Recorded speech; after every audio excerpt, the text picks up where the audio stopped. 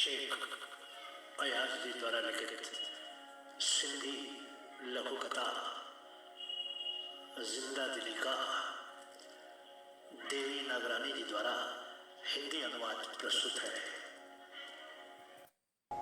उसकी सादगी में चालाकी थी और चतुरता में सादगी। कभी बच्चे की तरह नाचती कूदती आती और पीछे से आकर आंखें मूंदती। कभी अचानक मेरे सामने बाल बिखेरते हुए कहती, देखो तो कैसे लग रहे हो, और फिर आईना लेकर हाथ में दे देती। कभी मैं पेंसिल रखकर पानी पीने के लिए उठता तो उसकी नोक तोड़ देती, और उसे लेने के लिए हाथ बढ़ाता तो उसकी हंसी फूट पड़ती। कभी चुनरी को पगड़ी की तरह बांध कर आती और किताब मेरे हाथ से छीनते हुए कहती, कहो अब क्या कहते हो। कभी पिन लेकर मेरी गर्दन में चुभाती, कभी शरबत में नमक डालकर ले आती, कभी भ्रंग फंसाकर परों से पकड़कर मेरे सामने लाकर मुझे डराती। एक दिन हथेली पर बिच्छू ले आई, जाने कैसे उसका डंक निकाला था। देखो मैंने इसको वश में कर लिया है, उसने कहा। तुम तो आदमी को भी वश में कर सकती हो, मैंने शरारती नजरों से उसकी ओर देखते हुए कहा। उसके चेहरे पर शर्म की परछाई छा गई। बिच्छू को लेकर मेरी गोद में डाल दिया। मैं चौंक कर उठा, उसको चोटी से पकड़कर कहा, कहो फिर ऐसा करोगी। ना बाबा ना, मेरी तौबा, मेरी माँ की तौबा, उसने चोटी छुड़ाने का प्रयास करते हुए कहा। एक दिन दोपहर के वक्त मुझे आने में देर हो गई। वह खाना लेकर आई और मेरे लाख कहने पर भी एक एक निवाला बनाकर मेरे मुंह में डालती रही। औरतें सब बेवकूफ होती हैं, मैंने चिढ़ाते हुए कहा, तभी तो तुम भी परीक्षा में सफल नहीं होती। ठीक है, उसने गोश्त का कांटा रोटी में छिपाकर मेरे मुंह में डालते हुए कहा। मैं उस सख्त हड्डी को चबाते हुए मुंह बना रहा था तो वह हंसती हुई वहां से भाग गई। मैंने गुस्से में कहा, बस अब आगे से यहाँ नहीं आओगी। अरे देखो तो कितने देर इस शोर में पढ़ पाते हो, उसने अपना मुंह मरोड़ते हुए कहा। घर में अगर एक अक्षर भी पढ़ पाए तो मैं मान जाऊंगी। मैंने सोचा कह तो सची रही। हमारा घर छोटा था और बच्चे बहुत, इसलिए मैं उसके घर आकर पढ़ता। उसके घर में सिर्फ 2 सदस्य थे, मासी और वह। पर इसने भी तो मेरी नाक में दम कर रखा है। हर रोज नई शैतानियां सामने आती। खुद तो मैट्रिक में फेल होकर पढ़ाई का ख्याल छोड़ दिया था, अब मेरे पीछे पड़ी हुई। एक दिन मेरे हाथ में कैमरा देखकर जिद करने लगी कि मैं उसकी तस्वीरें खींचूं। बहुत वाद विवाद के बाद जब मैंने उसकी तस्वीर खींची तब उसने दुपट्टे से अपना चेहरा ढांक लिया। एक बार जब मैं अपनी पुस्तकें लेकर आया तो देखा 2-4 लड़कियां बैठी। मैंने कमरे में पांव रखा ही था कि सब हंसने लगे, और वह इतना हंसी कि आखिर पेट पकड़कर बैठ गई। मैंने उतरे हुए चेहरे से पूछा, सब खैरियत तो है? तुम पर थोड़े ही ना हंस रही थी हम, उसने अपनी हंसी रोकते हुए कहा। तुम खुद ही बताओ कि क्या तुम्हारी सूरत ऐसी जिसे देखकर हंसी आए? तुम्हारी सूरत देखकर तो मुझे रोना आता है, फिर हंसी कैसे आए?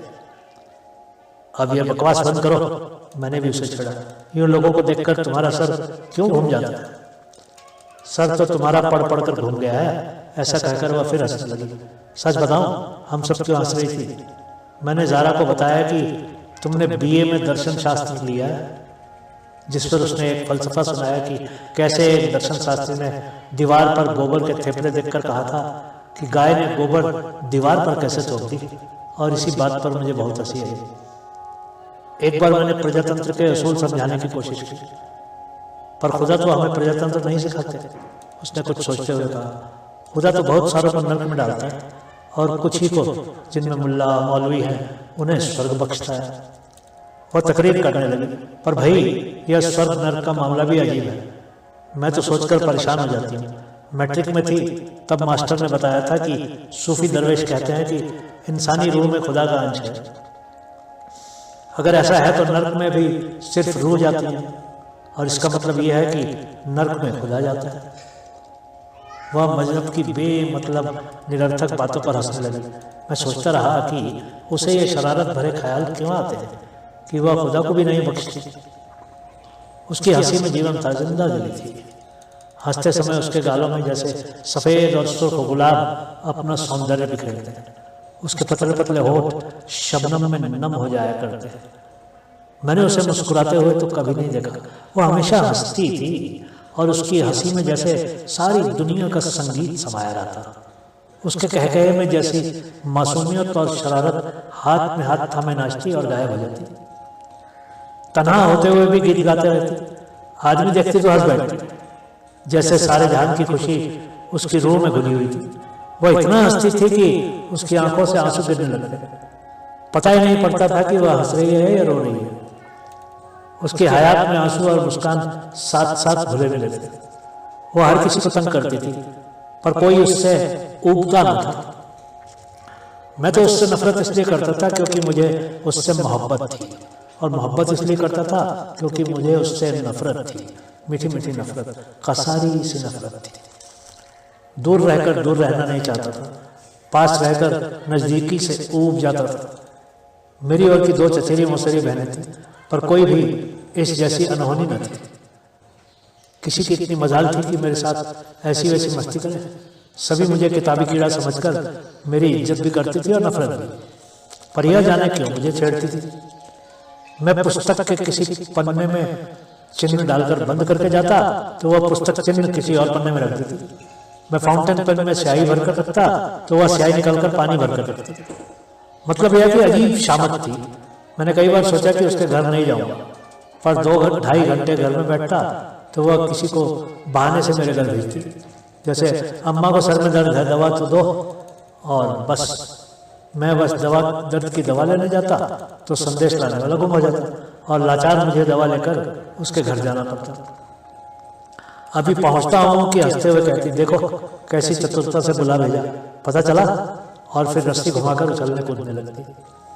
ऐसा भी नहीं है कि वह मुझे सिर्फ शरारत के लिए बुलाती है। मुझे याद है कि गर्मियों में मुझे पढ़ते पढ़ते नींद आ जाया करती थी, और तेज गर्मी के कारण मैं करवटें बदलता तो किसी वक्त ठंडे हवा के झोंके से आँख खुल जाती तो देखता कि वह पंखा जलती होती। मेरी आँख खुलते ही पंखा मेरी पीठ पर दे मारती और यही कहते हुए उड़ जाती, नींद में बात तो करते हैं, हमारी नींद खराब होती है। जब मिलकर खाना खाने बैठते तो कहती, देखना आज तुम्हें कैसे भूख से तड़पाती हूँ, और फिर ठहाका मारती। पर मैंने देखा है कि वह बहुत कम खाती है, अच्छी अच्छी चीज़ें मेरे लिए रखा करती। एक दिन मुझे सख्त बुखार हो गया, सर फटा जा रहा था। मैंने बहन से माथा दबाने के लिए कहा, ठुनक कर बोली, लगातार 2 घंटे बैठकर मौसेरी बहन ने दबाया, अभी भी और दबाने को कह रहे हो? मुझे पता न पड़ा कि बेहोशी की हालत में उसने मुझे राहत बख्शी। ऐसे कई मौक़ों पर मैंने महसूस किया कि उसको मुझसे हमदर्दी थी। मैंने BA का इम्तिहान पास किया और उसके पास गया। उसने कहा, मिठाई खिलाओ, और ठहाका मारकर कहने लगी, चल दिवाली, तुम क्या खिलाओगे? मेरी मंगनी हो गई। वह आई और कहने लगी, मिठाई खिलाओ, और फिर चल दिवाली, तुम क्या खिलाओगे? कहकर ठहाका मारकर हंसने लगी, मेरी शादी हुई। वह आई और कहने लगी, मिठाई खिलाओ, और फिर उसी तरह चल दिवाली, तुम क्या खिलाओगे? कहते हुए हंसने लगी, मुझे बेटा हुआ। वह आई और फिर वही अल्फाज कहे, मिठाई खिलाओ, और फिर चल दिवाली, तुम क्या खिलाओगे? कहकर हंस पड़ी। उसमें अभी भी वो मासूम शरारत थी, अभी भी जिंदा दिली थी। अब भी हंसते हंसते आंसू लुढ़क आते थे।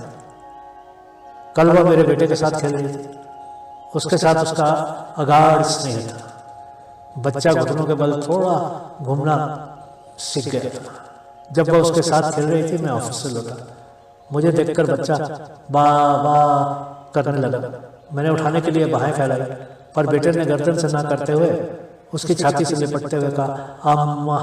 और मैंने मजाक में कहा, तेरी अम्मा तो रोटी पका रही है, ये है तेरी बुआ।